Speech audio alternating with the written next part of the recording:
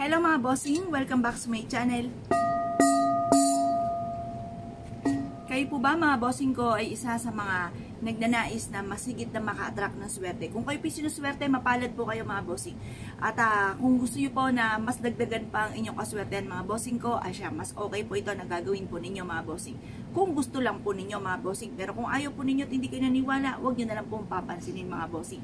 Ngayon po mga bossing ko, kayo po na may feeling po ninyo yung minamalas. Nako mga bossing, huwag nyo po yung ibubukas sa inyo pong bibig, huwag nyo sabihin na malas at lalong malas nga po mga magaganap.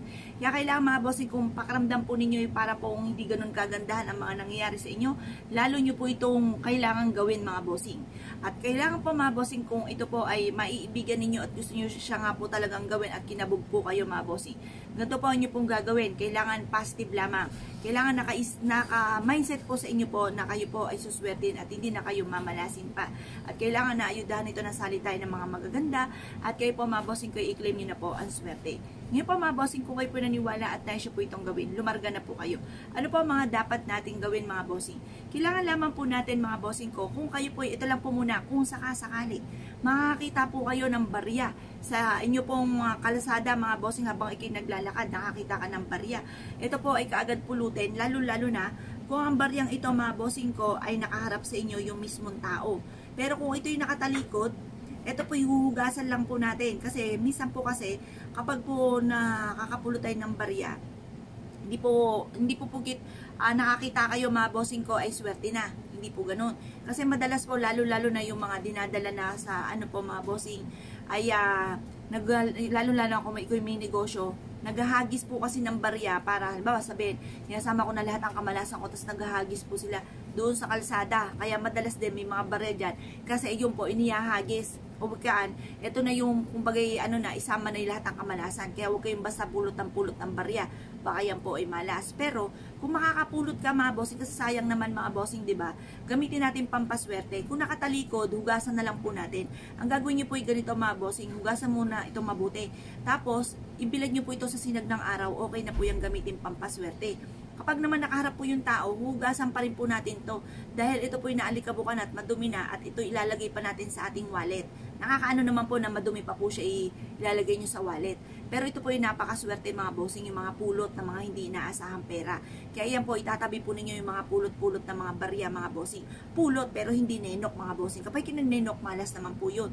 Pero kapag ikay nakapulot, talagang hindi inaasahan, sa'yo talaga po yan. Lalo't wala naman naghahanap, nakita mo sa kalsada, luman-luma na, gawin yung lucky charms mga bossing.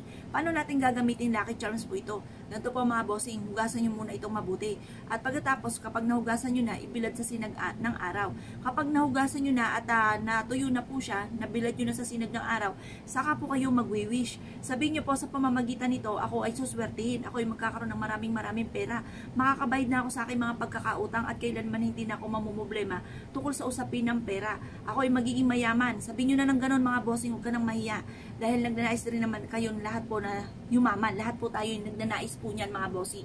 Kaya na po mga bossing, lagi nyo pong tatandaan, ito po isang kap lamang para tayo maging matagumpay. Ang numero 1 po dyan ay sipag at tiyaga, double time sa pagkayod. Lalo-lalo na kung terrific ang mga pangarap po ninyo, kagaya na magkaroon ng maraming pera, kagaya na magkaroon ng malaking bahay, kagaya na magkaroon ng magagarang sasakyan. Kailangan po dyan malakihang pera. Kaya kailangan sipag at tiyaga, double time sa pagkayod. At huwag kang makakalimot magdasal upang sa ganoon magtuloy-tuloy ang pasok ng swerte.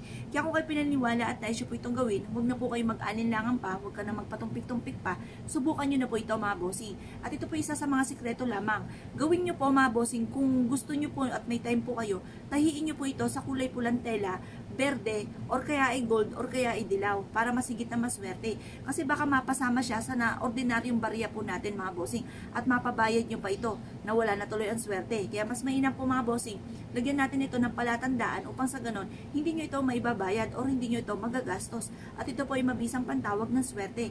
Kaya kung kayo pinaniniwala at naisyo po itong gawin, huwag na po kayo magpatumpik-tumpik pa at subukan nyo po ito. Yun lang po mga bossing. Salamat po.